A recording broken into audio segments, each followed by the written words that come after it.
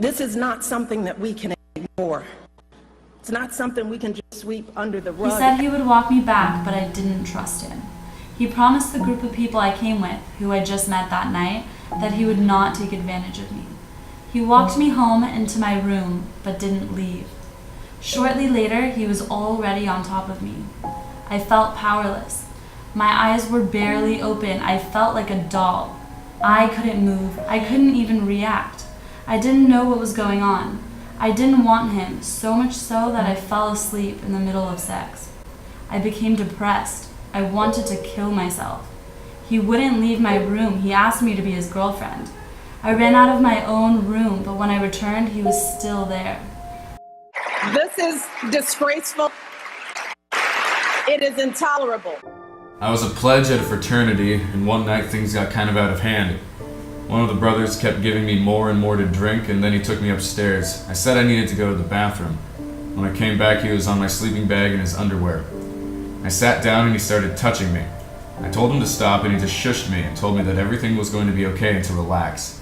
He started taking my clothes off, and I was telling him I didn't want to, and eventually I just stopped resisting. Maybe we've grown accustomed to swallowing these emotions and staying quiet, because we've seen that people often won't take our word over his. This is being raised up for one fundamental reason. We have to change the culture that allows the abuse of women and men. And it must be clear that no means no. No means no, whether it's in the classroom, in the backseat of a car, on a mall, or in your bedroom, and you start and you change your mind. When consent cannot be given, it is assault, it is a crime. Period. I told him to stop. He wouldn't listen.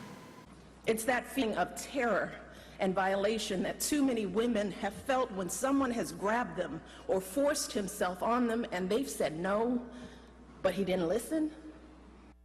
Something that we know happens on college campuses and countless other places every single day.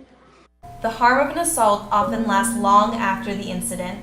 According to the Sexual Trauma and Assault Response Services, victims of sexual assault are 3 times more likely to suffer from depression, 6 times more likely to suffer from post-traumatic stress disorder, 13 times more likely to abuse alcohol, 26 times more likely to abuse drugs, and 4 times more likely to contemplate suicide.